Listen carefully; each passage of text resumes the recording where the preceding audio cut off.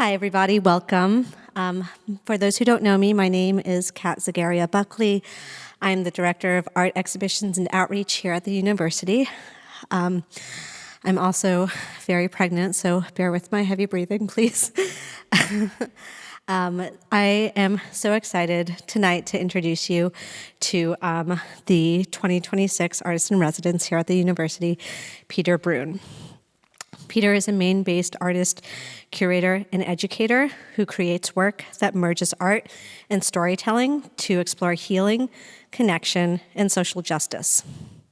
His decades in Maryland included a robust studio practice and the founding of Art on Purpose and the New Day campaign, initiatives known for community impact. After moving to Maine in 2019, he established Studio B, an organization dedicated to socially engaged community-building arts programs. Bruun's work has been shown widely, most recently in his 2024 solo exhibition, Each Has Their Grief, at 3S Art Space in Portsmouth, New Hampshire. He received the 2025 Opioid Summit Governor's Award and has completed social engagement residencies in the US and the Middle East.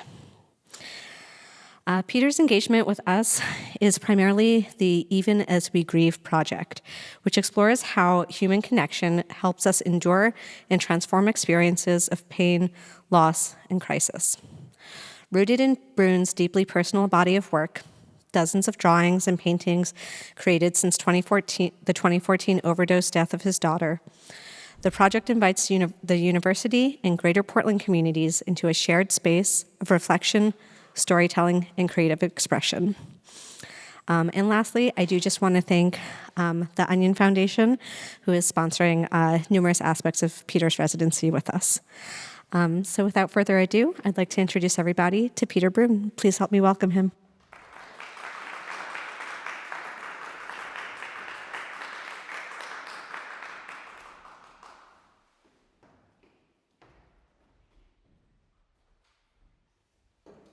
I love the entropy that happens when people come in to a space with lots of seats. So welcome. Let's see if that's gonna, all right.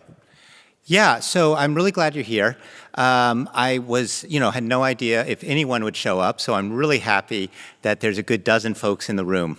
This is a gorgeous space, and I want to thank Kat for the introduction, and thank you to USM for inviting me to be the resident artist. So what I'm going to do today is take you on a tour of I've been an artist all my life. And I'm 62 years old. So that's a lot of being with art, thinking about art, reflecting about art's place in culture, and coming up with some ideas about that. So I'm gonna start with a few slides to talk about my grounding beliefs and reflections as context for the journey of my development as an artist in the slides that follow. All right, let's see if I get the right clicker.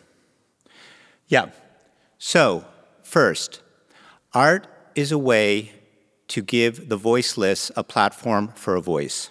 Let me tell you about this piece. This is not one of mine.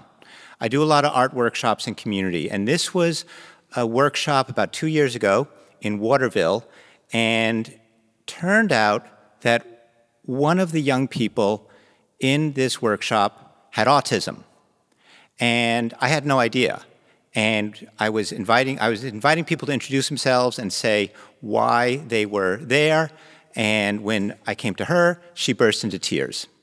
So I set the other ones up, and then I sat down with her and ended up coaxing her to make a work of art about her own experience. So let me analyze this with you.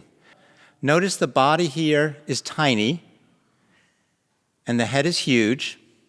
The mouth is sewed shut, and the eyes are sewed shut. The ears are gigantic. You have this radiating kind of nerve in the middle of the forehead, and all this yellow and red is the expression of overwhelming sensation.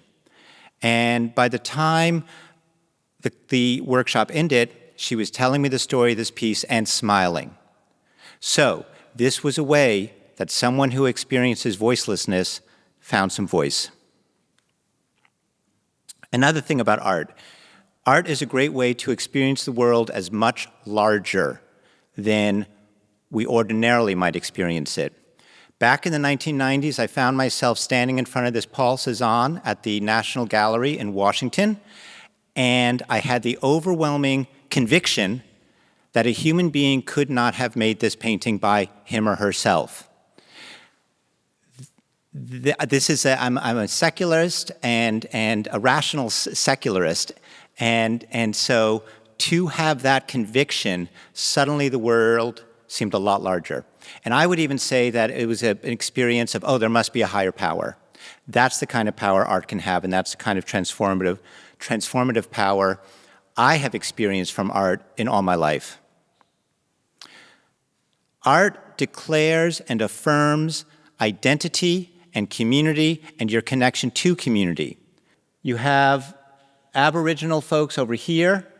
You have a procession with an icon from the Eastern Orthodox tradition.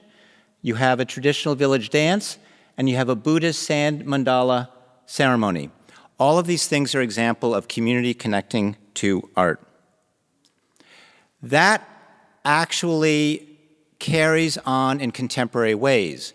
So in the upper left, you have a Portland artist collective, Brazen Bandits Conspiring Creatives, which is a group that celebrates and brings together queer community.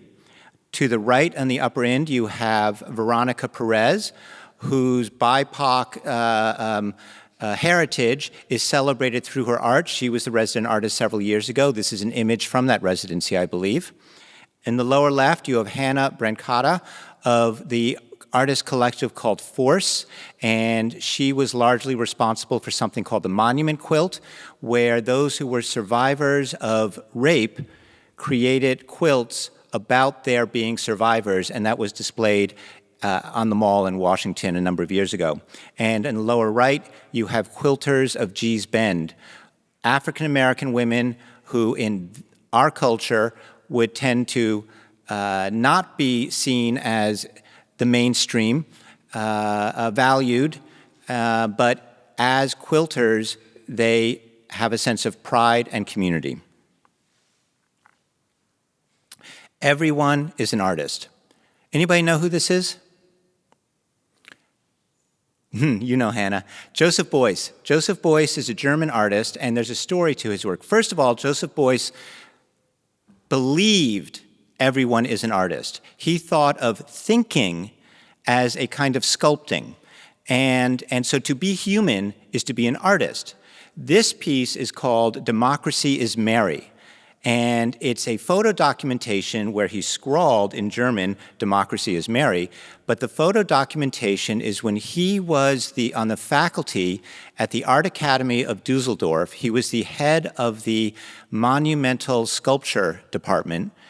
And he had an open admission policy, which for this elitist school was not very welcome. His students adored him. They had a sit-in in the president's office. He ended up getting fired, and this is his getting escorted out. But it's a declaration, really, of everyone an artist, and democracy is merry. So that's a belief that I have. Modernism, modern art, is my tribe. That is where I fell in love with art. That is where I grew as an artist. That is where I had conversations with artwork.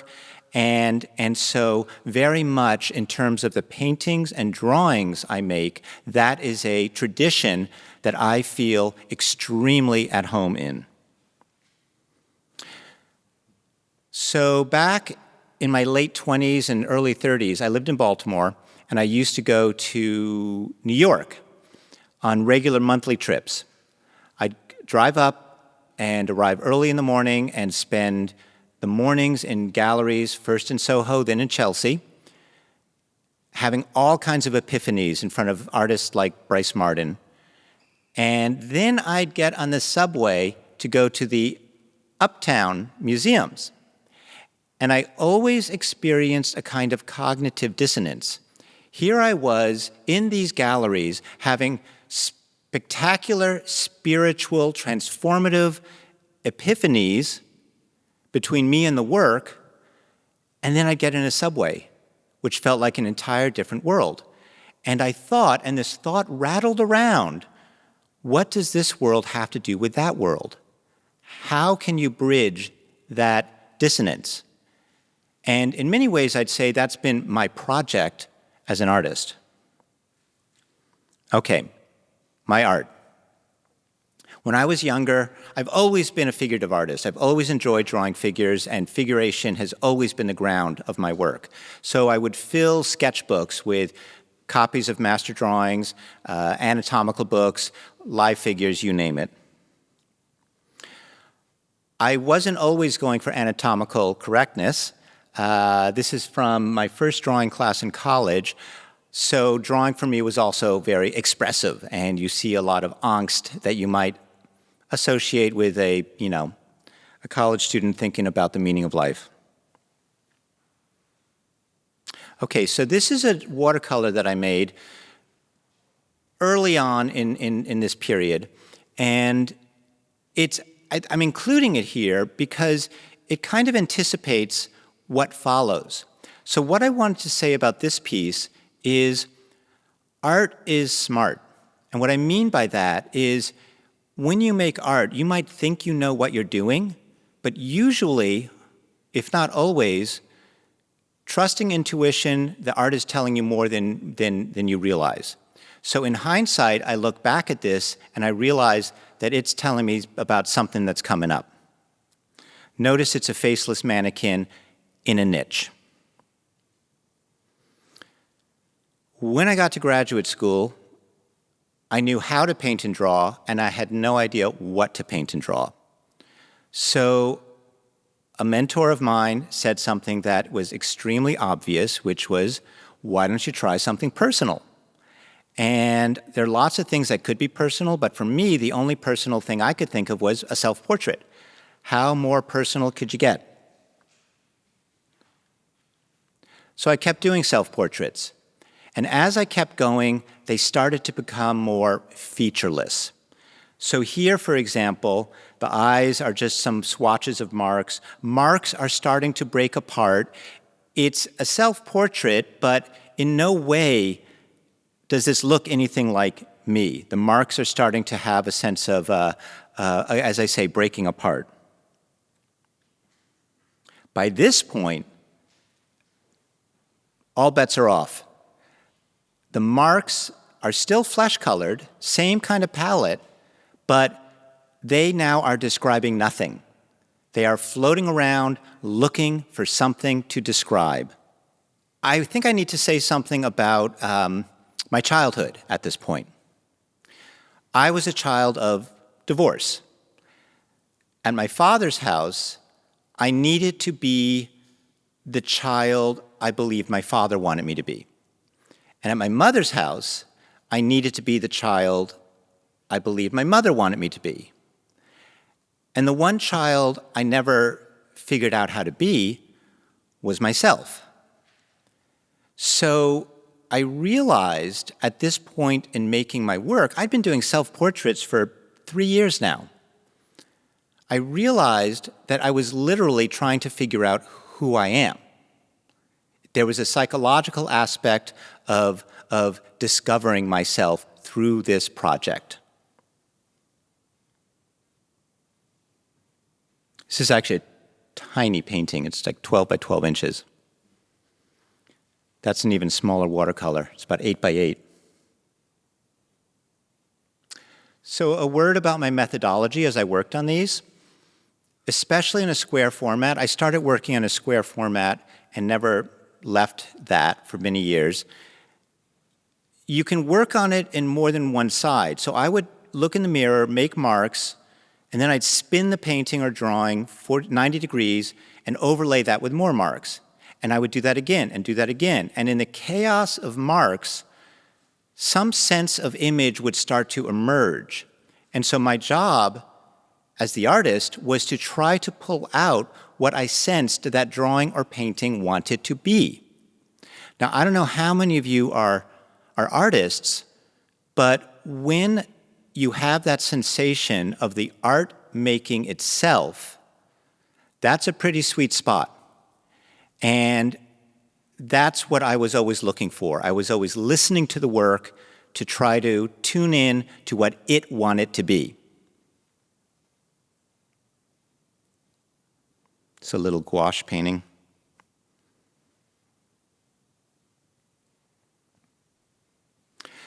So this is a painting called First Form. The reason it's called First Form, I made it in 1994, is because it felt like it addressed a paradox that I had been thinking about for several years. That paradox is, I am one thing, I am Peter Bruun, and I am also many identities. My mother thinks about me differently than how I think about me, differently from how you all think about me.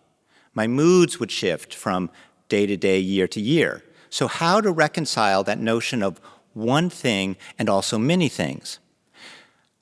I think through this methodology of spinning the work and waiting for it to determine what it wanted to be, ultimately I would end up with something that felt like a thing, like one thing. But the more time you spend looking at it, the more sort of ways you could imagine structuring it or understanding the structure of it. So it was also many things. So for me, an image like this, which has roots in Cubism, for those of you familiar with the history of modernism, I wasn't thinking Cubism, but I look at it now and I see that. It has both a singularity and a multiplicity. And that was really important for me because that seemed to solve the paradox of who I am. I kept going with paintings like this, very colorful, very bright, very spinny wheelie. And then I did this one. This is, I think, 1995. So this painting started just like the others, and I expected it to go that way. But the more I worked on it, the less satisfied with it I was. I could not get to resolution. So one day, feeling a little desperate, I actually painted the whole thing out with a very turpentine Payne's gray paint to sort of just bring down all the color. And the color underneath was extremely muted and just coming through a little bit. And that's when I knew what the painting wanted to be, which was this, where I just pulled out some of the colors, but left a lot of that darkness. Once I finished this painting and had it in my studio for a bit and was thinking about it, I realized why I couldn't make those other paintings and why this was the painting I made. During the time I was working on it, my daughter, 6 years old, developed juvenile diabetes. And that was a huge deal.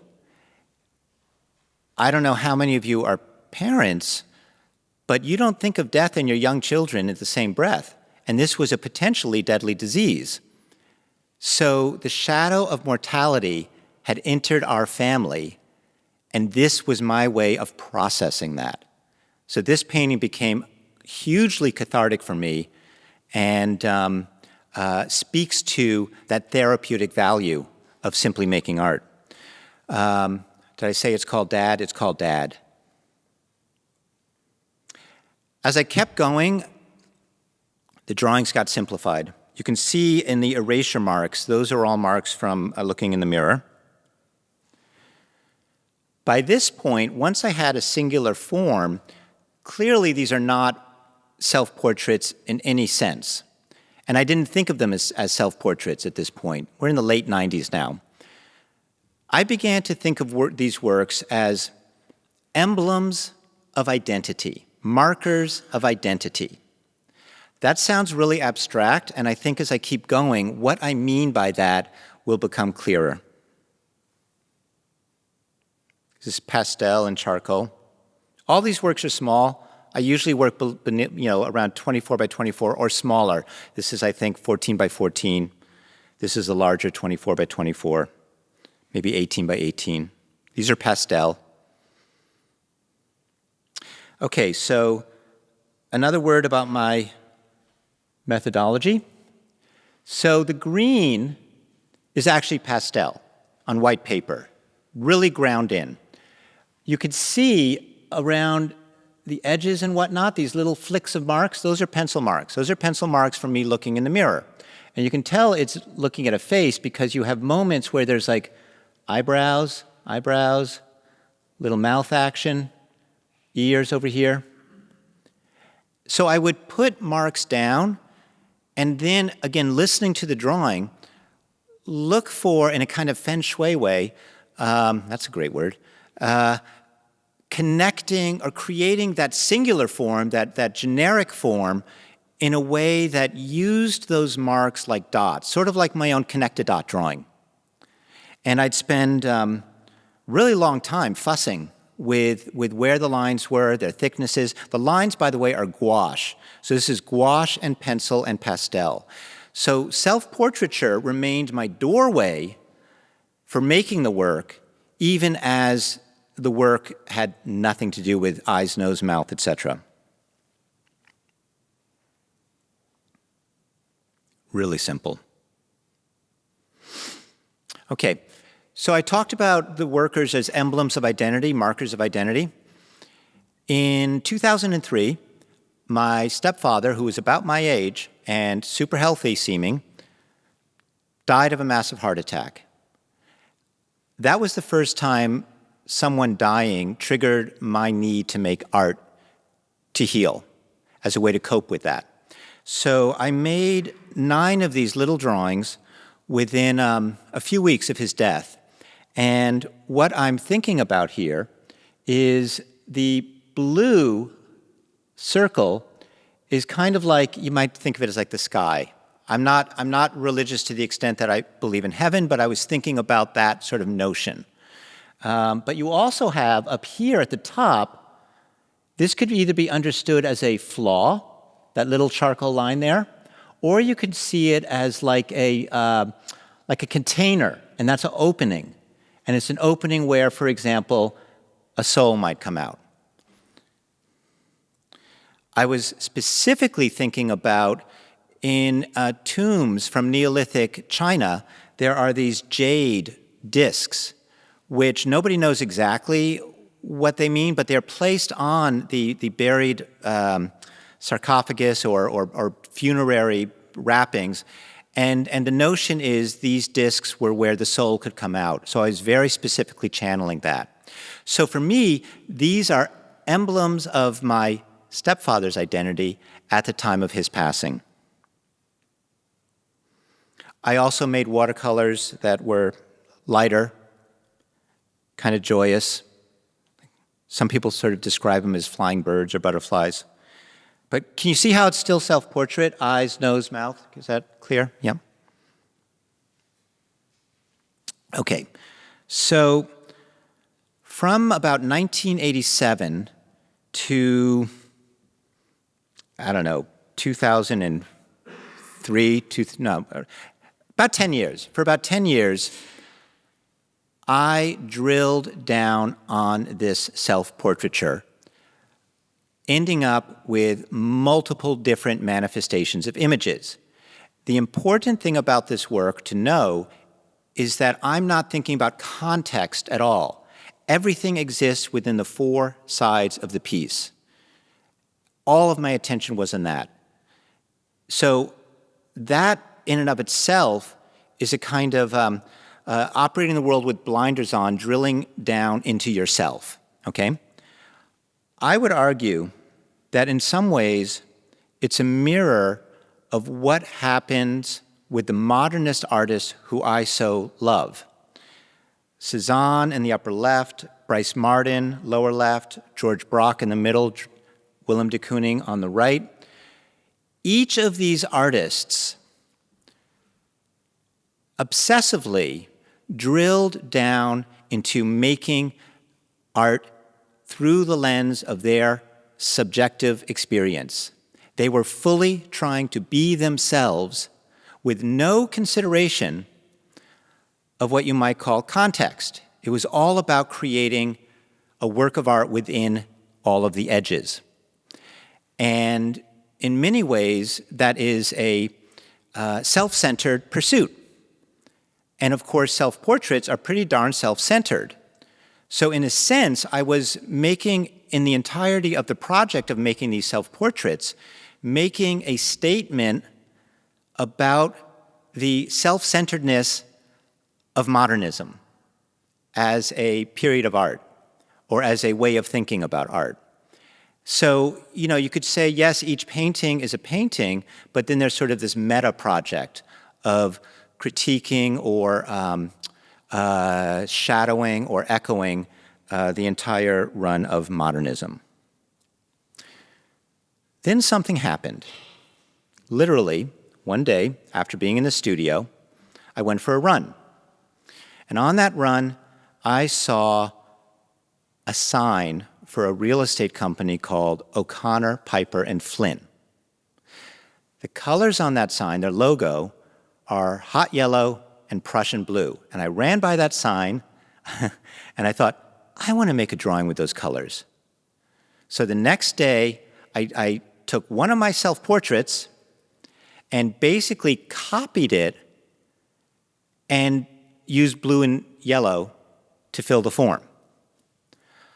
Don't ask me why, okay? All I can tell you is that this was critical because for the first time, my work was referring to something outside of me. It became a dialogue across these two works, and even a dialogue with that darn O'Connor, Piper, Flynn sign. So that notion of conceptually breaking out of the containment of the frame became really important. Around the same time, and this is probably not a coincidence, I had the opportunity to run a small gallery program in a small college outside of Baltimore. And up until that point, I felt like the solitary artist in the studio pursuing my art, period. But once I was running this gallery program, I started to discover the community building potential of even a small gallery program. And I became much more aware of art in context, what you hang next to something else. So in a sense, that opened the door for considering situation. These 3 paintings are 3 of 18 paintings. I think of them as my red dot paintings. And I actually was scheduled to show them in a commercial gallery. And the concept I had with these, first of all, they were, I used 3 colors. And there was a ground, solid round, and a line. And with these 3 colors, there were a total of 18 different variations. So I had 18 different pieces, which in a sense were a single piece because they were all, completed the variations. The concept was if or when one of these paintings sold, it would be replaced by an all-white painting formally the same way. So in other words, if it were just a round shape with no line, it would be a white painting with a round shape. The idea being, during the run of the show, you'd have these ghost images of works that were being separated. And this was instead of a red dot next to a red painting, right? When you sell a work in a gallery, you often see a red dot next to it. What I was doing was critiquing the breaking up of bodies of work that happens with art of all kinds, especially in a gallery setting. So my initial focus was on what a gallery means. I did another project called Conversation Piece. This is one of 80 paintings, 40 yellow, 40 red. There was all kind of concept with the shapes of the paintings, the colors I used in terms of kinds of reds, kinds of yellows. But basically, the main concept was the idea of dialogue, of conversation between the art, the little groups of 4, the yellow to the red, and then across the hall were poems. This was at Goucher College in Baltimore, and it was an auditorium for a theater. So, I'm sorry, it was a lobby gallery for an auditorium. There we go. And the concept here was this is a space for conversation. And from those conversations, meaning is generated in the work. So the poems were student takes on the paintings. They were on one wall over here, and in a sense they were conversing with my work over here, and my work was conversing with itself. So a whole bunch of layers about the notion of generating meaning and galleries as a space for conversation. As I said with the first slide, art is also a way to give voice to the voiceless, or to be seen, those who are unseen to be seen. So I did another project called Being Seen 1, 2, 3. I made 10 paintings, black paintings, that I thought of as a kind of marks the spot, like the painting marks the spot. And the spot was a spot of a specific identity. I had 3 different installations over a 1-month period. First installation was with a community arts, a youth group in the neighborhood where this took place. This was a neighborhood in Baltimore.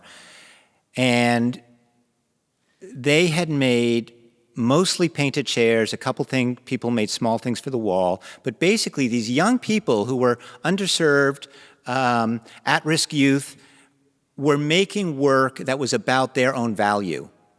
And what I was doing was inviting them into the gallery to have their work elevated. Now, next to each painting, you can see a little like shelfy thing. Each of these shelves had a statement from the artist saying how it felt to have their work seen in a gallery. And the other thing I had was above each painting in vinyl lettering, the name of the artist. So this was all about creating a space to be seen and marking the gallery space itself as a space to be seen. Second iteration, it was a members gallery for artists, so the second iteration were artist members. And the third iteration were sole proprietor business owners in the neighborhood. Basically, I was saying that the creativity and independent drive it takes to run a sole proprietor business is not that far apart from being an artist. The t-shirt there, Sun Your Buns, tanning salon. All right, so Kat mentioned that I had done a residency in the Middle East. This was in 2008, I think. I went to Ramallah in Palestine and did a project called I Value All These Voices. And I worked with youth, I worked with college art students, I worked with professional artists, and I gave them all a prompt. And the prompt was, if you could go to the moon and take one thing with you to live there forever, let's like imagine that physics doesn't exist, you could take whatever you want, what one thing would you value most that you would take with you?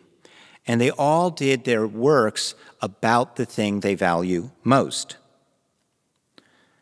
I loved this piece by Samir. The subject of his piece is his melancholy. And he said, melancholy is part of our identity in Palestine.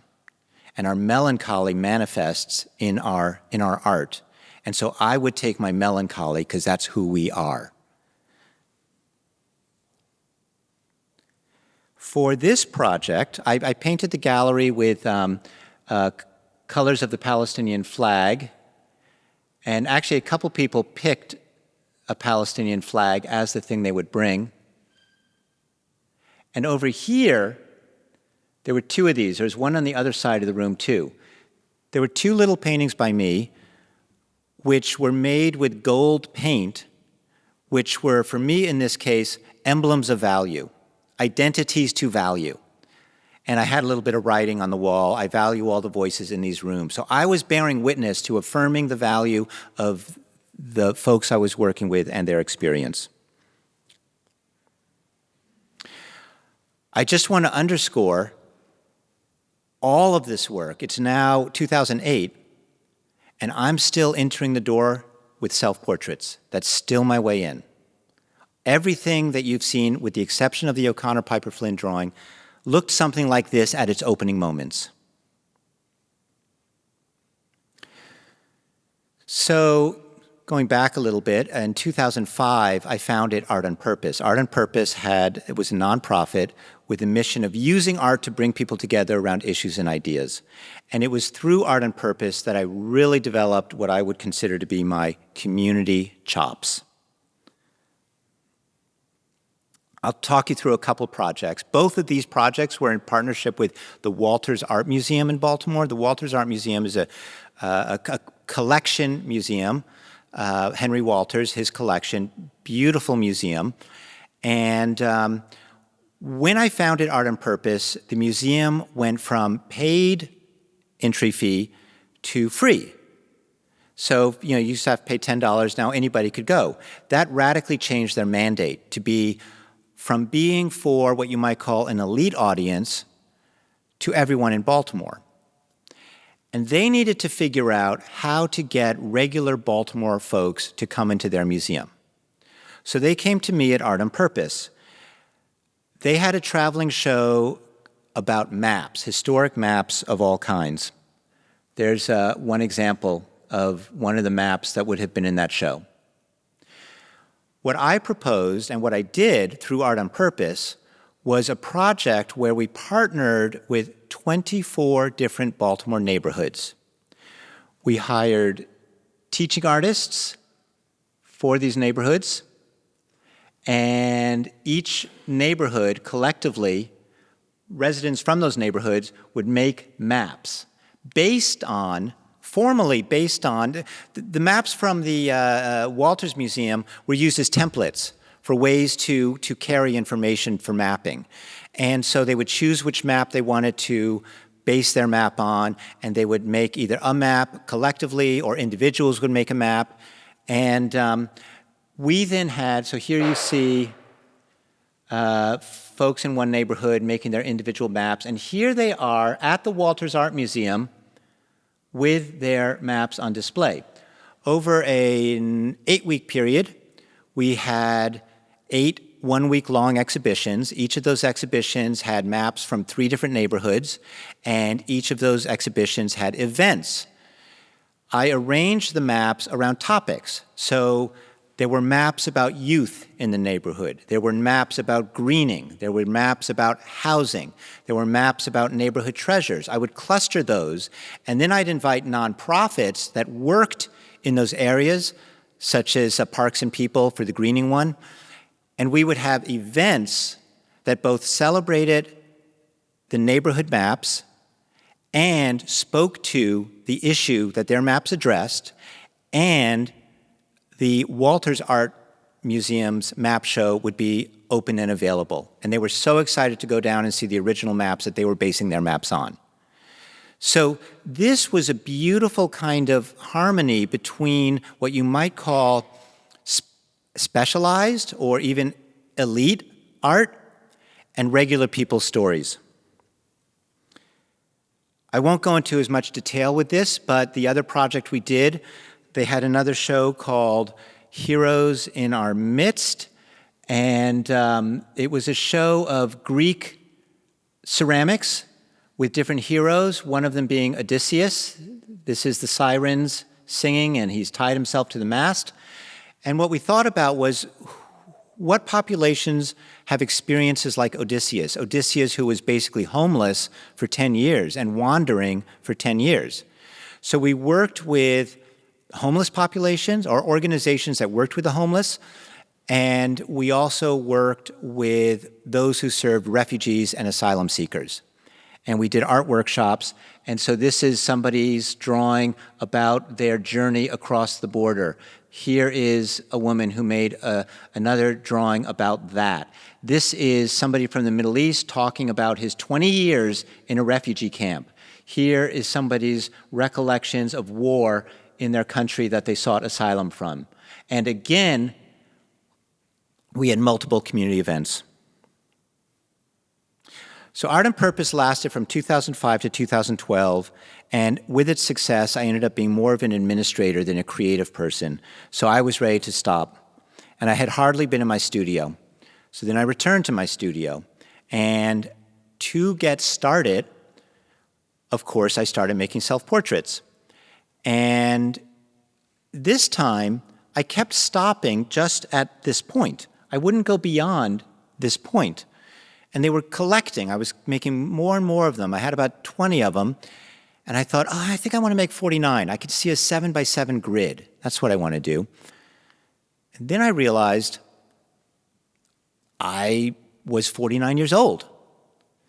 And I thought, oh, that means something. Because I was thinking about turning 50.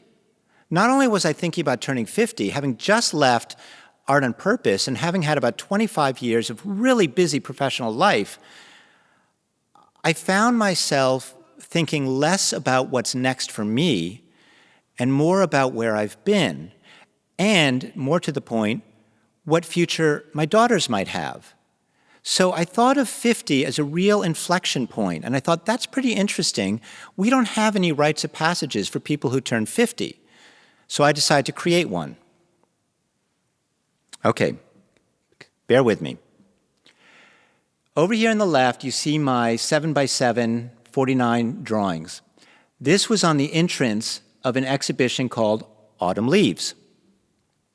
For Autumn Leaves, what I did was I invited 49 individuals who were 50 years old or older to be the subject of a celebration or an event. So I had 49 elders, and I then found 7 visual artists under the age of 49 to each do 7 portraits. So 7x7, all 49 would have their portraits done. I also invited 7 writers to write the label that would go next to the art using 49 words to describe that person, okay? So we had young writers and young artists, in essence, paying homage to these elders. So that was the core of the exhibition. So here on the upper right, you can see one section with several of the portraits from one group of 7 and folks looking at it, and there's the labels with the 49 words. The exhibition was only the beginning. For me, increasingly, what matters most is the exhibition event, because the exhibition event is the community experience. So, for the exhibition events, I now had these 49 elders broken into 7 groups. We had 7 events. Each of the elders was asked to speak for, you guessed it, 7 minutes, in response to 3 questions. What gives your life meaning? How do you think about your dying? What do you want to say to your 21-year-old self? So the program would be folks coming. In each of these events, we also had a community youth group do a kind of opening ritual or performance, again in celebration of the elders, and then one by one they would go. So here is Robert Ginyard with his portrait, and he's talking for his 7 minutes. There's Walter Lomax with his portrait. He's talking for 7 minutes. And you had these 49 minutes of programming. These were extraordinary events. People confessed in public about suicide ideation, about their relationships with their parents, all kinds of things. And it was in a community setting where people felt held. And it was intergenerational and interracial. And there were probably anywhere between 100 to 200 people at each of the events. So this is the final event. I wasn't on stage at all. We had actually young hosts, makes sense for each of the events. But at the end, I took the microphone to dedicate the project to my daughters. And there was a reason why I dedicated the project to my daughters. Just as we were beginning to work on Autumn Leaves, it was 2014, on February 11th, my daughter died of an overdose. And were this project any other project, I could not possibly imagine completing it. But because it was about the meaning of life, even completing this project was really meaningful for me and healing. But my daughter died of an overdose. And by the way, yesterday was the 12th anniversary, so that was a rough day. And the day she died, even though I was working on Autumn Leaves, there were drawings in my head I knew I needed to make. Okay, what's going on here? So what you see here, there are 5 drawings out of 24, which are made like those other ones. It's a pastel ground, there's pencil in it, and the yellow line is wavery. I thought of each of those. I made 24 of them. The drawings were 24 by 24 inches. My daughter died when she was 24. I have a thing for numbers. I thought of those wavering lines as her turbulence or restlessness while she was alive. And I made a 25th drawing, which was this one, which was a black line, and it was still. And that was her after her death. It took me a while to get into the studio to make these works, but when I did, it was the first wave of healing, you might say. And while I was working on them, I realized what I saw in my head was an installation of the drawings on one side of the room in a very dark space, a blackout space, and an audio track made up of voices of people who knew her, telling her story, trying to make sense of her story. And I worked with a theater crew at the gallery.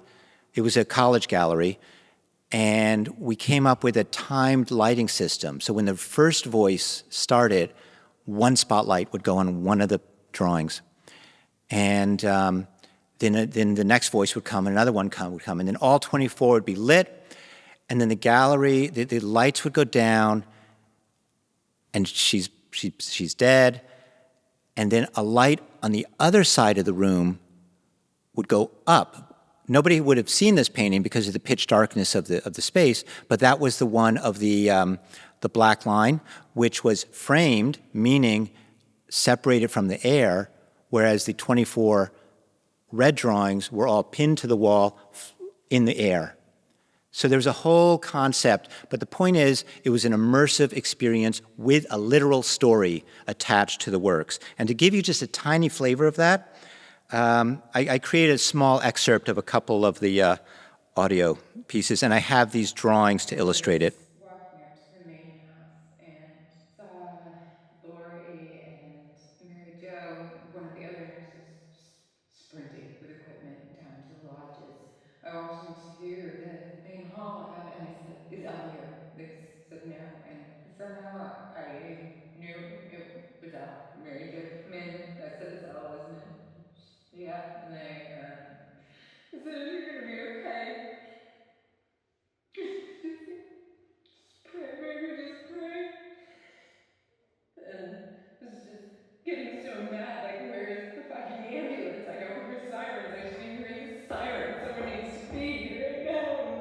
And there were no sirens. And when the ambulance did arrive, the sirens weren't on. It couldn't be real. It was so fucked up and wrong and everything unraveled. The first day, it was like hearing all the other moments in your life after we had gone our separate ways of, oh, this is what she's doing, and now, oh, now she's died. And it wasn't until the next day that the memories started coming back and I started to sort of put it together that this was my friend.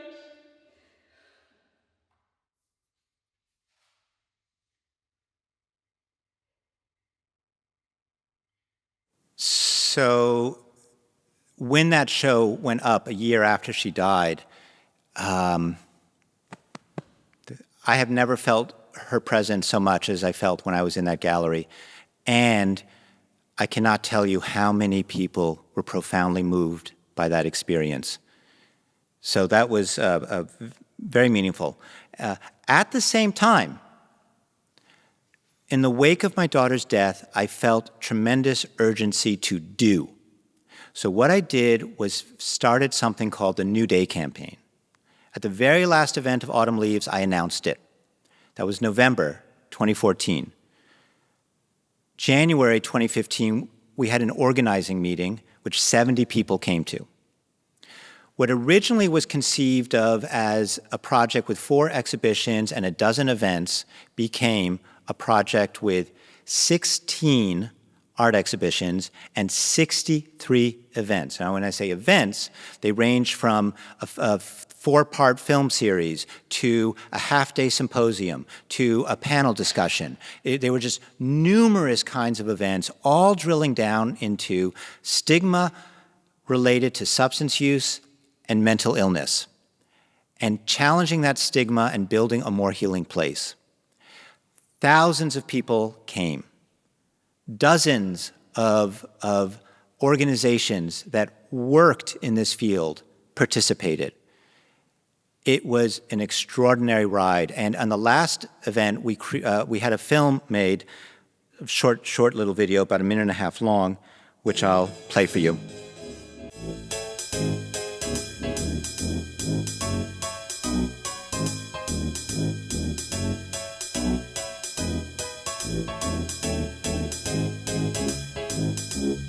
My experience with the New Day campaign was fantastic. It was a whirlwind of getting to meet fantastic artists and people in recovery and hear their stories. The New Day campaign is an initiative to make you more aware of addiction and mental health issues. And they doing it through art. I met a lot of people that was willing to help me with my issues of mental health and addiction. Through this campaign, I have seen beautiful work. He did that through these wonderful programs for the past 2 months. And I have volunteered for the programs. I'm an artist in the New Day campaign, and I love it. And I applaud Peter, but I applaud all the people who made this possible. The New Day campaign has been inspirational.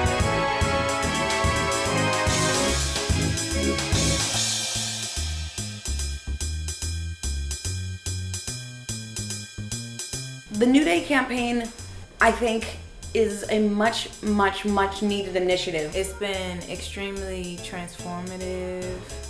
It's challenged me. It was just really life-changing for me, and I learned a lot. An amazing experience.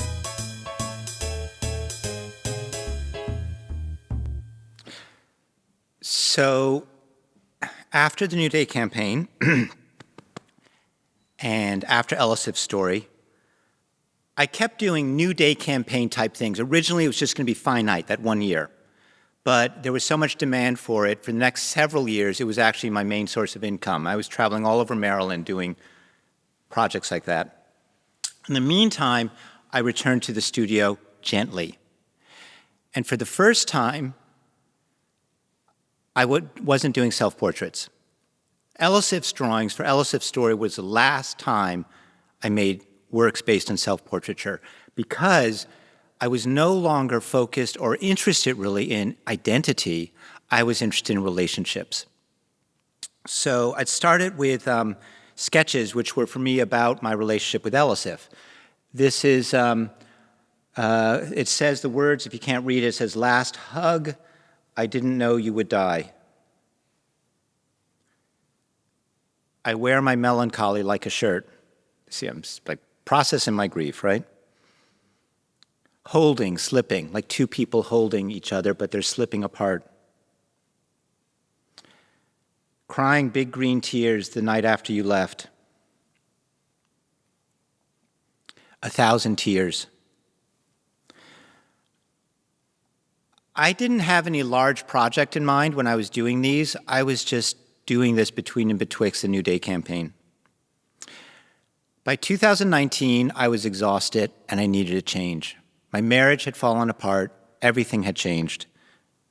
So I moved to Maine from Baltimore. And I really used my move up here to dive deep into making work that was healing in the light of Elisif's death. And a good number of those works is what will be shown in the Even As We Grieve exhibition that we have here in a couple months.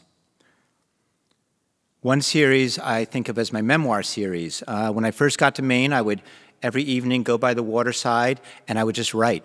I would write, and then I took the words I'd written and begin to turn them into drawings. So this is the first one in the series. It says, "Hello, is this Peter?" That was me getting the phone call. And the abstract imagery is sort of this tumble, this sense of falling and collapse, which is, of course, how it felt in that moment. This one, "I am love, I am muse, I am light, I am pain, I am Jesus, I am awake, I am ground, I am night, I am mother, I am father, I am seamless between dream and day, I'm white hot hurt, I am surrender. I miss you so much, my breath hurts." Headlights that don't show, what I don't know, the 1 a.m. tick and no one on the road, dawn gravel crunch, the bump barely audible, pains spattered in 1,000 gnats, loneliness settles in, snuggling where you are not, like an undressing, and I don't know what to put on. I am the limits of my skin, to be still and quiet, and I am so much noise. I imagine it's you, but most likely it's me. I'm really trying, but it's hard not to crack up. This is the last one in the series, and even then I knew that I was on the road to recovery, you might say. It says, "I got up, I took your hand, I walked." And this time it's a rising. It's the same blue lines, but it's the opposite. Instead of a falling, it's a rising. So I have about, 3 dozen or so of these drawings. At the same time, I also did a body of work called the Bibliography series, where I was reading books that the writer would write about things that I resonated deeply with, and I felt accompanied in my grief journey. And so I would write passages from these things I was reading and make drawings with those passages. On my website, there is a digital exhibition called Bibliography, which takes you through the whole arc of the story, through Elisif's death and the end of my marriage. This one's just a bunch of poems about grief. Blue again, always blue. The first time I went to a museum after Elisif died, it was the Metropolitan Museum of Art, and I went to the Renaissance and medieval section, and I have never experienced works of Mary and Jesus the way I did there. And that sense of profound humanism, of the parental loss that is conveyed in that religious story. And so years later, this is like 2021 or something like that, 2022, I made drawings based on passages of Lamentations, Mary having taken Jesus down from the cross.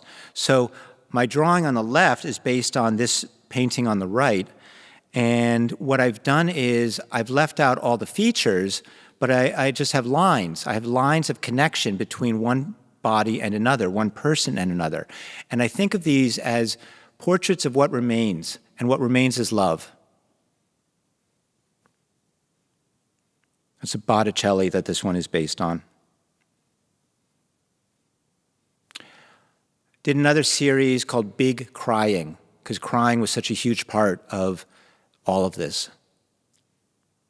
These are fairly large, and they'll be on display here.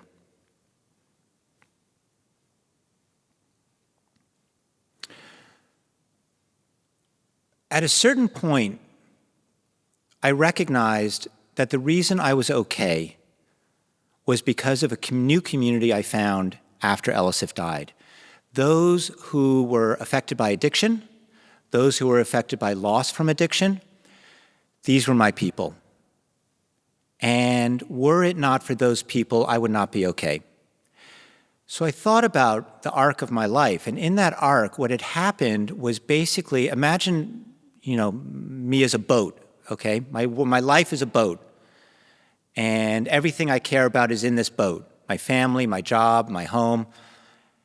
And when Elisif died, it was like dominoes, and somebody had thrown a grenade into that boat, and the whole thing blew up. And we all found ourselves in the water. And there's lots of people in the water because lots of lives blow up. And what we do is we lash the parts together, the flotsam, we lash it together and make something new out of it. And when you make something new out of it, you can make something beautiful. So these were paintings taking excerpts from Renaissance paintings. Now, Renaissance paintings are like that stable boat. They're super together. So imagine that being blasted apart and putting the parts back together. What you get are something new. You get something new. And for me, the something new was actually something beautiful. Out of the broken bits, something beautiful. And it was all because of other people. Together, we're okay. Without other people, we're lost. That's what this project is about. And I made, I think, 24 of these panels, and they hang as a mosaic, like fragments, and that'll also be on display. 3 years ago, one of my surviving daughters had a baby, and I immediately began thinking about that child never knowing his aunt. So I started a project called You Once Had an Aunt, and this is a project I'll be continuing during my residency and then exhibiting it at the Gorham Art Gallery. So this is the first one, You Once Had an Aunt. They all are abstract forms. They're very small paintings, and they all are abstract forms with a single line under it. You once had an aunt who fell in love with heroin. You once had an aunt who wore angel wings down dirty streets. You once had an aunt who disappeared in the dark. So that work's been going on in my studio, and in the meantime, as Kat said, I also started a nonprofit in Baltimore. I'm based in Lincoln County, and it's called Studio B, and it really picks up in many ways on where both the New Day campaign and Art and Purpose left off. Its mission is using art for community justice and wellness. And we do that by showing art with stories behind it and then having events to bring people together around those issues. We had a project this past summer called the Puddle Dock Village Festival. We had an exhibition that addressed trauma, childhood sexual abuse, and addiction. And we had a number of events addressing that issue. We had an exhibition about incarceration, and we invited various nonprofits involved with that work and had a number of events. And then we had an exhibition that was all about healing.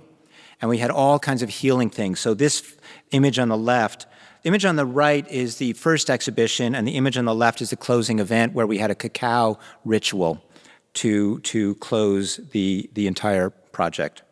So I continue the Studio B work. In fact, the events that we're having in conjunction with the show here are partly in partnership with Studio B.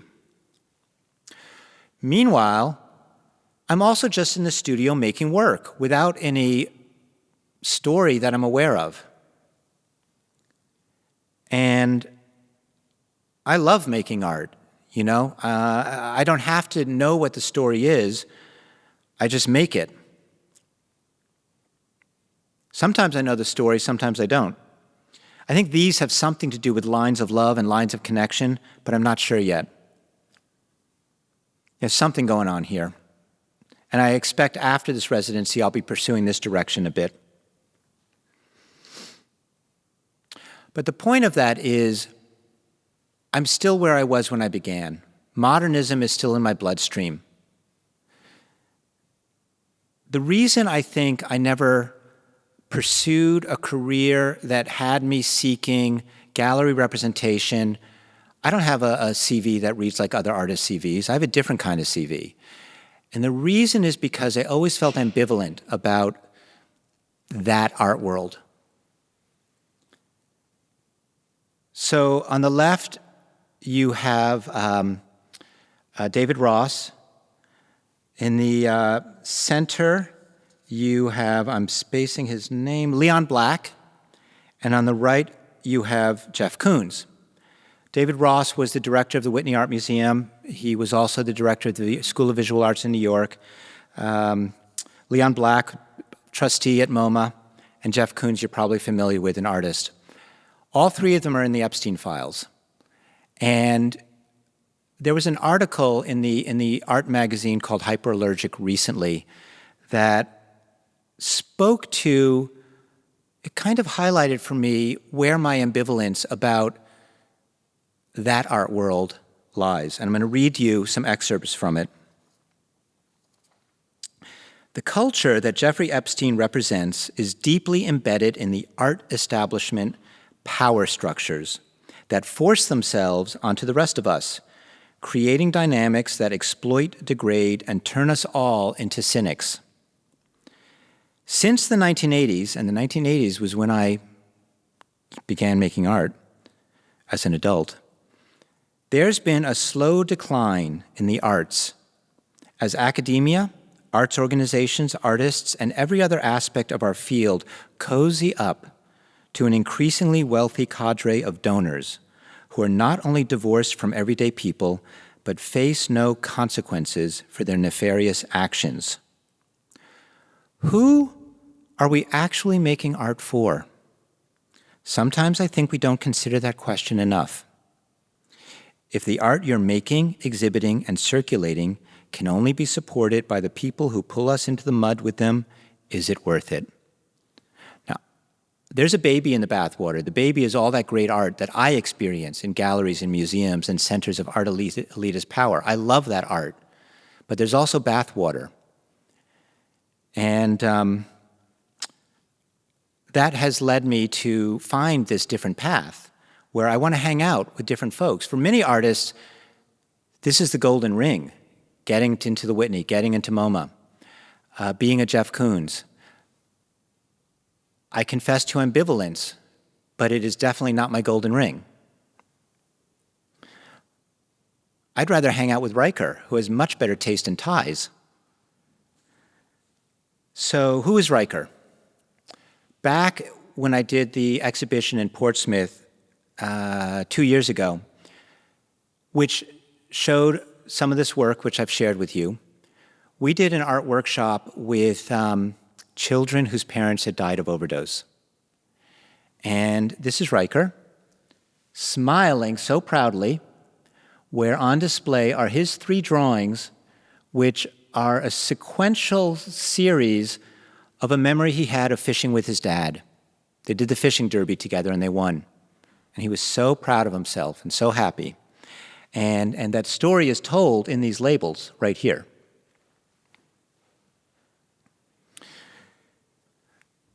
That's Riker right there.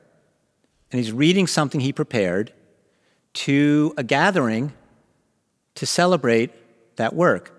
I don't know if you can see the expression on that face there. And the filming that's going on of him. This was a moment for Riker. Where did this take place? It took place in the gallery where my work was on display. And that, to me, is the value of making this art. I'd much rather hang out with a Riker than a Jeff Koons. So for this project, Even As We Grieve, one side of the gallery will have works telling my story, and the other side will have both audio and artworks by community members supported by these 8 organizations. These 8 organizations I consider to be communities of care. Just as I found my community of care when everything fell apart for me, if you're an immigrant, if you're a member of the LGBTQ+ community, if you are affected by addiction or you're justice impacted, you can feel isolated, alienated, like you don't belong. Where do you find that belonging? In these organizations. So the art and the audio will be stories of that connection, of people helping people. Even as we grieve, we have each other.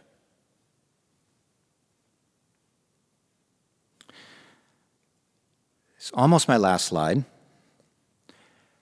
And I think you'll see that I reconciled that cognitive dissonance where I have found through years of simply following my nose a path where I can make the art that I want to make and that I need to make and connect it to people. Because people are the point. Here we have Linda, April, Nicole, and Sam, all part of Reentry Sisters, who are going to be, their art is going to be featured in this show. And that's the vibe. The vibe is good. Because in the end, if we're not in it for others, if we're not in it with others, what are we in it for? That's it.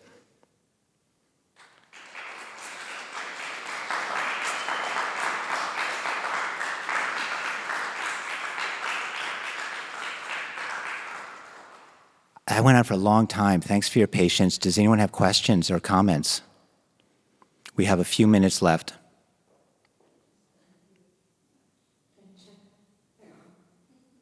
Does anyone have any questions for Peter? There's one in the back.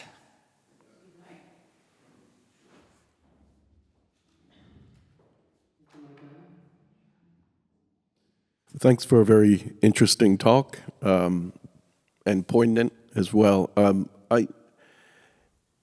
As expressive as you are and inclusive as you are with people in society and things like that, you still seem in your art to be very linked to series and patterns and things like that. I work in the sciences, so I'm kind of seeing this really wonderful creative side, but you also, your attachment to numbers and series and things like that. Is that something that people have said to you before, or something that you've thought about when you were younger? I'm smiling because the one who handed you the microphone is my partner, and she makes fun of me about it all the time, in a very supportive way. Yeah, numbers are recurring for me, not intentionally. It's only in hindsight that I noticed that. I don't have an explanation for the series, and I think it has to do maybe with creating. By having a group, you create your own context for the work. It makes sense when it's with other like works, which in a sense is an echo of what I'm talking about with these affinity groups, right? They belong. They have some place they belong. I hadn't really thought about that before, but I think that might be at play a little bit. Numbers, I think numbers because I don't like randomness, and so numbers are an organizing principle. Thanks for the question. Mm-hmm. Hi, yeah. Can you hear me? Yeah. Thank you so much for your lecture. It was amazing. I guess, I don't know if I can formulate it perfectly, but my question is along the lines of, it seems that you've made a big promise and a big collection of work based on this idea of reworking your work, right? And I guess my question is, how does that, if interacting with like the community and like per se teaching people how to do art or putting people in the community, do you find there's similarities, differences? Do you find personal strengths in like a different process? Yeah, so I have a process that's my own. I'm not sure I'm going to answer your question, and if I haven't gotten there, please try again, okay? I have been an art teacher. I've taught at colleges, I've taught in high schools, I've taught in community workshops, So I'm very familiar with, there are 1,000 different ways of being an artist. And what I am frankly very good at is looking at art and understanding what's behind that, both in terms of a structure for entering into the work, a genre or family of artists in the world that I'm familiar with, that it sort of fits in with. An Andy Warhol is a very different kind of brain than mine, right? And I'm aware of those differences and I can tune into them, okay? So I'm not sure I'm answering your question, but when you talk about teaching and making art, I make my art my way, and I'm like a miner. I'm drilling straight down in one spot. But as a teacher, I lift my head up and I see a whole plane of different ways of being. When I'm in the studio,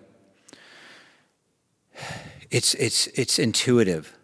I play music and I turn my brain off, okay? And then I reflect on what the work's about. And once I have a notion of what the work's about, then I click over to the other side of my brain, and that's an organizing brain. Who is this issue relevant for, and how could it be an offering for their participation? Then it becomes social almost. It's like, hey, I'm doing this project. Is there some value in giving the folks you work with a platform to share their story because their story is relevant to the work I'm making? And it becomes collaborative, fully collaborative. And I am responsive. I listen first, and then I think about how to solve that problem. When I'm working with community and curating events, you see, with my artwork, it's like clear the room, and it's coming from a totally different place. Does that answer the question? Okay. Yeah. Hi, can you hear me? Yeah. Yeah. So I have a question about, there are so many parallels of processing and experience that I relate to what you are saying, and I've also been an artist from the very beginning to process very difficult things, and I'm the same age as you, and I've been doing it from the very beginning, and I found, first you do it because you need to do it, and then you figure out what is that process of making itself that somehow therapeutically purges, and then the layer of sharing that with other people who they don't know why they know it feels like it does, but they do. And then you just have the excuse to be together. And so I'm curious about, what do you think that processing part, how is that healing for you? Oh, yeah, thank you. So first of all, being in the studio is like magic. And I'm never alone in the studio. I just said I was totally alone in the studio. I lied. Everybody is on my shoulder. And generally it's everybody I love who's on my shoulder. So there is a magical sense of fellowship and companionship when I'm alone in the studio. Because to that point I made about the work making itself, that's presence. That's something beyond me happening, and it takes on death. So there's that. Then there's the form that you make. So Martin Buber, I'm going to get pretentious on you. Martin Buber is a Jewish philosopher, and he wrote a book called I and Thou, and in it, he writes a passage where he talks about the eternal source of art. And he says, a form, you don't make the form. A form presents itself to you, and it takes all your power, as well as sacrificing anything else besides the form, to realize that form. I mean, that's a metaphysical description. And so when I experience that and I see that form after weeks of wrestling with it, and then it's there, that's like an amen. That's like my grief being borne witness to. And then the sharing is the connection. During the New Day campaign, we had various, slogans is the wrong word, but guiding principles. And one of them is pain shared is pain lessened. And so for me, a lot of artists might not be upfront about the story of their work, but for me, when I show my work in a community context, I put the story right out there. It's the art and the story because I want to share. And there's then resonance with people. And so you're not alone. Those are sort of like the 3 stages for me. I actually am very comfortable talking, as you could probably tell, about hard things.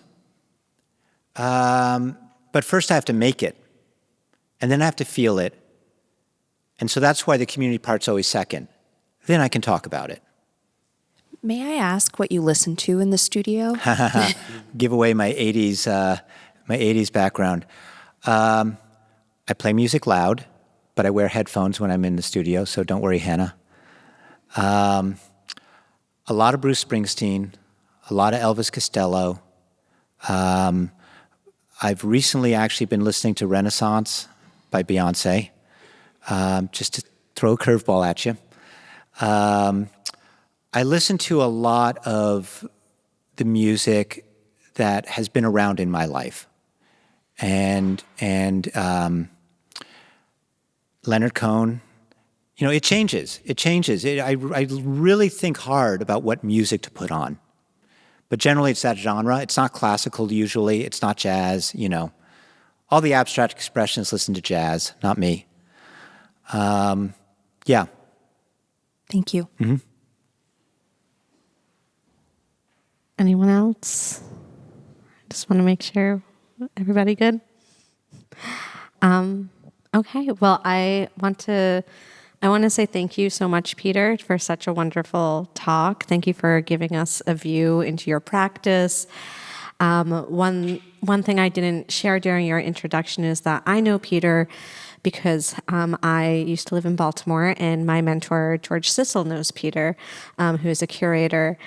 And George Sissel said, I have a friend who moved to Maine, and you should meet him. And when I did a studio visit with Peter, we were talking a lot about the New Day Project and all these other initiatives he had completed in Baltimore. And I thought, wow, we have this artist residency program that is community oriented, and Peter is so community oriented on top of being such a interesting and prolific artist. I thought you'd be such a good fit. So I'm really happy that this residency has come to fruition.